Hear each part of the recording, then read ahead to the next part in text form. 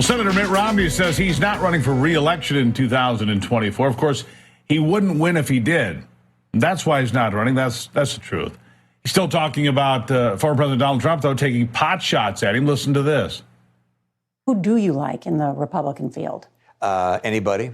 I'd be happy to support virtually any one of the Republicans. Maybe not Vivek, but the others that are running would be acceptable to me, and I'd be happy to vote for them. I'd be happy to vote for a number of the Democrats too. I mean, it would be an upgrade from, in my opinion, from Donald Trump and perhaps also from Joe Biden. You know, he is a rhino's rhino, isn't he? I mean, you look up rhino in the dictionary, and there's Mitt Romney. Good thing he's exiting Congress, considering just how out of touch he is with his voting base, who has overwhelmingly made it clear they're ready for another Trump presidency.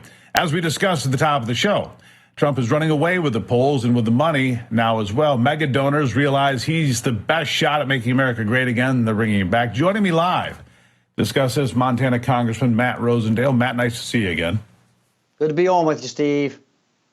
You know, it's easy to say, I'm not running for re-election. Joe Manchin did it. Mitt Romney did it. Of course, they're doing it because they stand no chance of re-election. Hey, I'm decided to go spend time with my family. Yeah, because you don't have any other choice to make. I mean, there's nothing else to Mitt Romney, is there?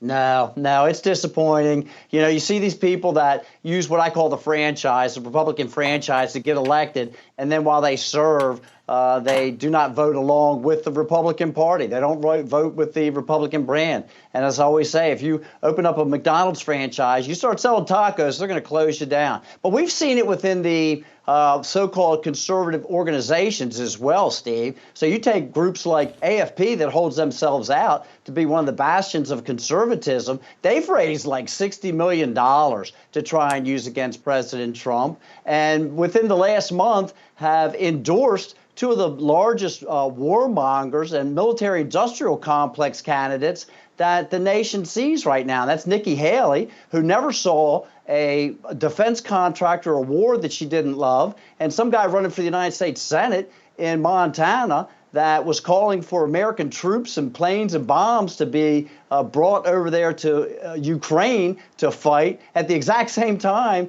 that I was trying to make sure that we could secure our southern border. But what's going on? You're seeing the people that are truly conservatives, and they are coming home, and they see the difference in the candidates. And what they're doing is not listening to just the rhetoric. They're looking at their actions. And when they look at actually candidates or past candidates like President Trump, and they see what he has done and know what he will do, they're coming back home, and they're giving him that support.